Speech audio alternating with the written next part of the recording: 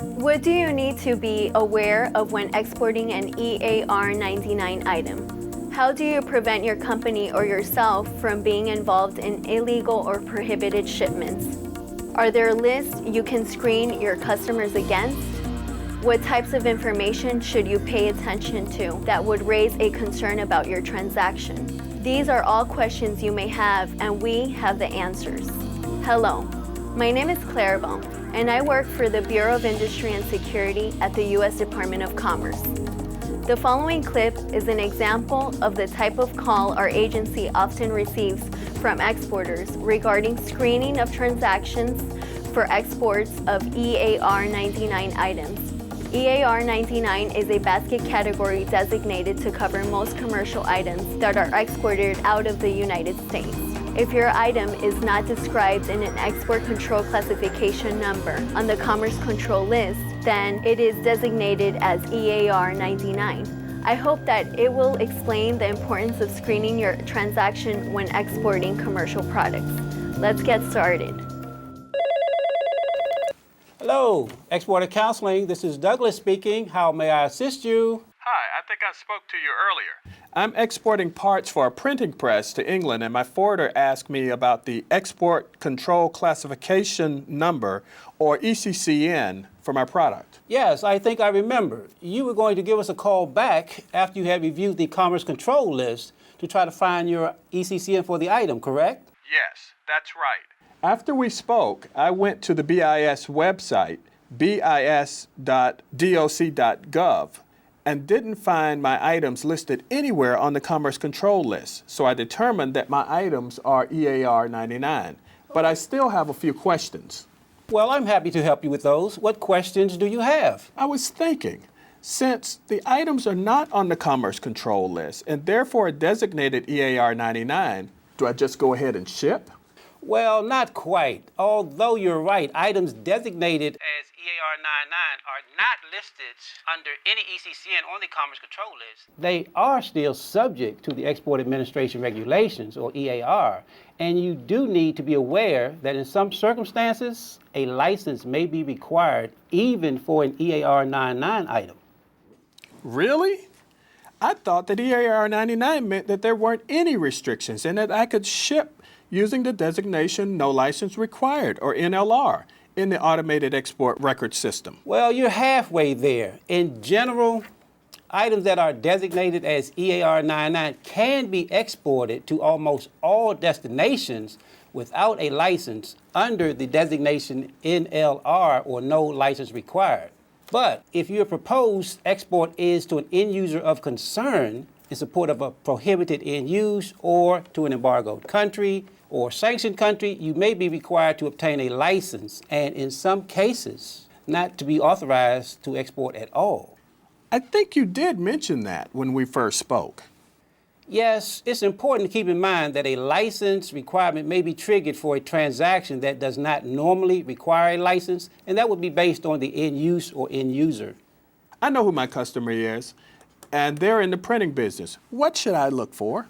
Well, the EAR contains end user and end use controls that are related to nuclear, missile technology, and chemical and biological weapons in countries of concern, or in some cases, worldwide.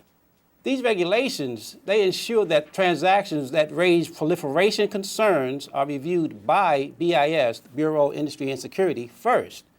On our home page, you can select Export Administration Regulations, and when you click on that link, you'll be able to read Part 744 and get more information on end user and end use controls. I can see why we would want to be sure that U.S. products aren't going to those types of activities. Yes. In fact, BIS may also inform the exporter that a license is required when there is an unacceptable risk of use in or diversion to any of the specified activities. One way we inform the public about the proliferation and end user concerns is through the entities list. It includes entities whose activities impose a risk of diverting items to programs related to weapons of mass destruction. It also includes certain entities sanctioned by the U.S. Department of State. Where do I find this list? Are you still on our website? Yes, let me go back to the home page. That's always a good place to start. The link is located right there. On the left-hand side of our homepage, under the red box that says Exporter Resources, you'll see that a link that says List to Check.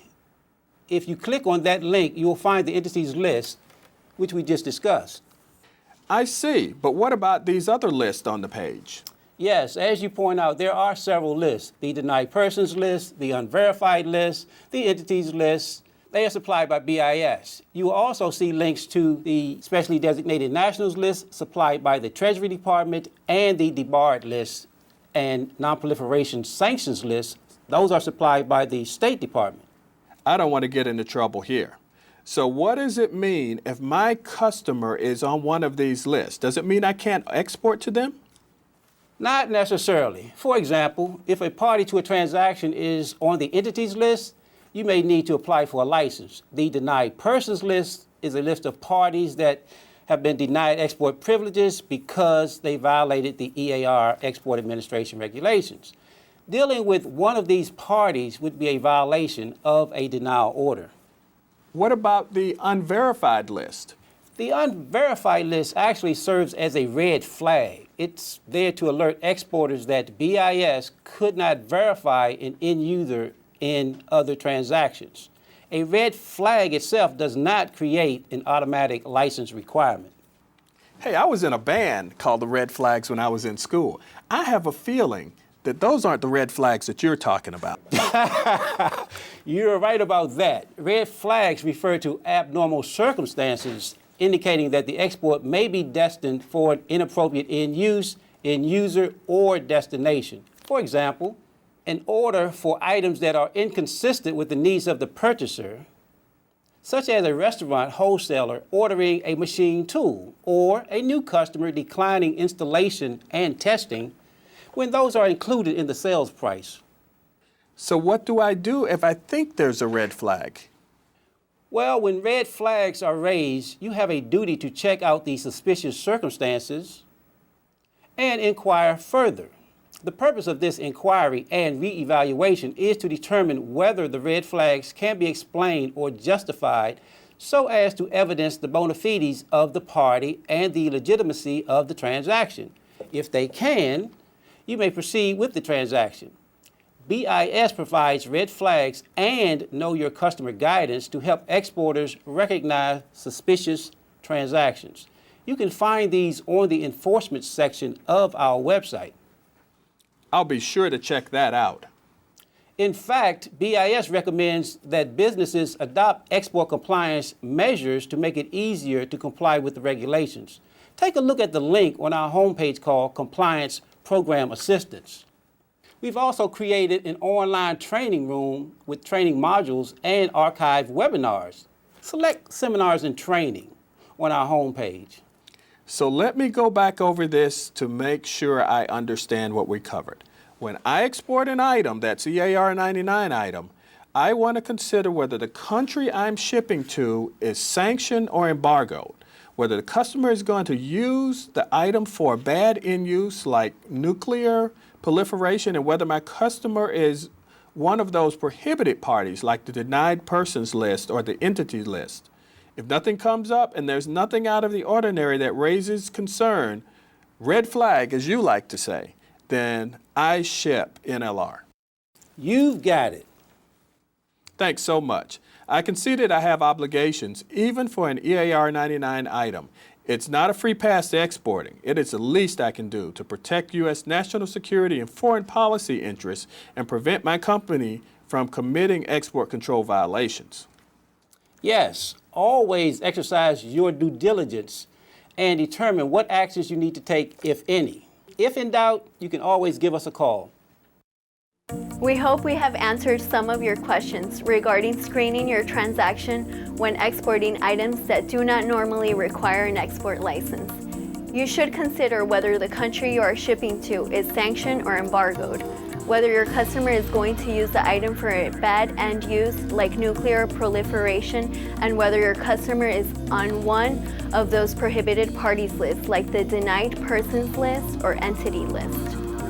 You should be aware of possible red flags in your transaction and be familiar with the Know Your Customer guidance that BIS provides to avoid dealing with unauthorized parties or transactions. Thank you and have a great day.